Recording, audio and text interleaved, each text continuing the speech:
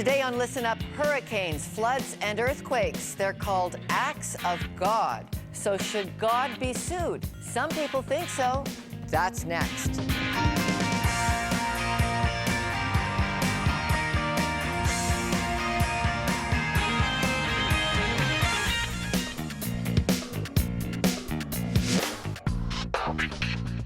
Welcome to Listen Up. I'm Lorna Dueck. Whether it's natural disasters, crimes of man, it's hard for any human being to go through life without encountering some sort of grief or hardship. In those times, it's difficult for people to find an answer to the question, why is this happening to me? In 2005, a Romanian prisoner named Pavel M. filed papers to sue God for not protecting him from the devil. The suit was thrown out because the defendant, God, was not subject to the laws of Romania's jurisdiction. In 2001 comedy, The Man Who Sued God, Billy Connolly sues the Supreme Being because an insurance company refuses to pay for damage caused to his boat in an act of God. Popular shows like Ally McBeal and Boston Legal have featured episodes on the theme. On a far more somber note, in 1995, author and Holocaust survivor Elie Wiesel wrote The Trial of God, based on his witnessing 3 inmates staging a mock trial of God in Auschwitz for abandoning them. And finally, in 2008, Nebraskan Senator Ernie Chambers chose to sue God through that state's judicial system. While he was trying to make a larger point about frivolous lawsuits, the case made headlines around the world. It also got people thinking, how far should we go in holding God responsible for things that go wrong in the world?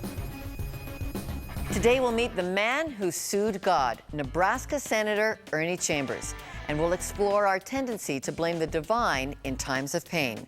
Then later we'll hear from Paul Young, author of the bestseller The Shack, a sensation that struck a nerve in North America as it addresses what God means to us in times of pain.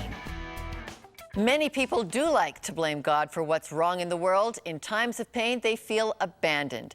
Joining me now from Nebraska is the man who sued God, State Senator Ernie Chambers. And Senator, thank you for being with us. Tell us, what was your goal in launching this lawsuit?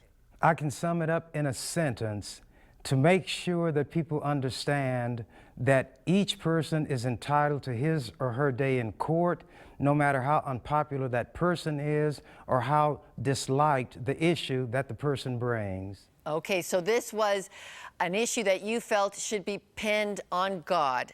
Why did you choose God as your case? The principle, if I merely stated it as I did to you, would have just been ho-hummed away. Just like if I wrote a book that nobody would read or composed a song that nobody would heed. If I had just stated the principle, nobody would have paid attention. So I needed that hook to catch the public's attention, engage their mind, and get them to see how important the operation of the court system is in assuring that every grievance should have a right to at least one review by a judge. Okay, so you didn't really care about the God part then, is that right? Well, I had a lot of fun with that, and it took on little centipede legs of its own, ran all around the world, and believe it or not, that seems to be what most people are interested in. But since I brought the lawsuit, I'm prepared to discuss any aspect of it. I do mean all of the things that I said in the lawsuit, that God, based on what people say, knows everything, is all-powerful, nothing can happen without the will of God, so the tornadoes, the pestilences, the birth defects, all of the horrendous things that happen in the world are God's will, and God caused them, and intended to cause them, intended the result. Okay, Ernie, do you believe in God? That's a question that doesn't allow of a yes or no answer. I'll tell you what I do believe in. I believe in algebra. Okay, give me one other of your points that you put up against the defendant, God. All of the terroristic threats that we're told have been made by God will lead to strokes, heart attacks, great anxiety, discomfort, uncertainty, and it's all done to try to coerce people to comply with the will of this God they supposedly believe in. Now, where would you base that on? I don't see anywhere that God's got coercion on our health issues. Well, the coercion is based on the notion that if you don't do what supposedly is the will of this being, then you're going to be punished in this world perhaps, but if not here, certainly after you die by going to a place and being burned forever. This lawsuit is like a satirical essay to teach other people something. Very interesting. And Ernie, tell us how this has all concluded. I believe your lawsuit was eventually thrown out because you could not find an address for God. Right. So now I have it docketed in the Nebraska Court of Appeals, where I will prosecute my appeal and demonstrate that the judge, in not only dismissing it, but said with prejudice, which means it cannot be filed again, I will show that he went too far in his ruling.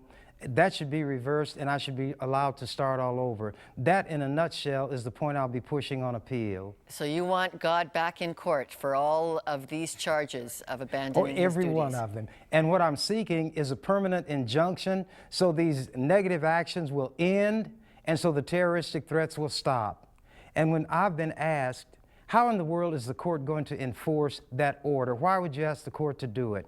I'd say for the same reason and on the same principle that people will bring a lawsuit against what is considered a big-time criminal. Governments do this in absentia.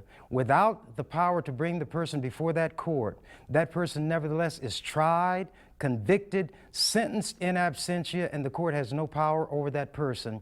So the fact that there's not power to carry out an order has not stopped courts from issuing them anyway, and I want the same consideration. All right. Ernie Chambers, Senator Chambers from Nebraska, thank you very much for your interesting story. Okay, and I appreciate the opportunity. When we come back, a #1 bestseller, a phenomenon that deals directly with the question of how God can help us when we find ourselves in a house of pain. Paul Young and The Shack, next.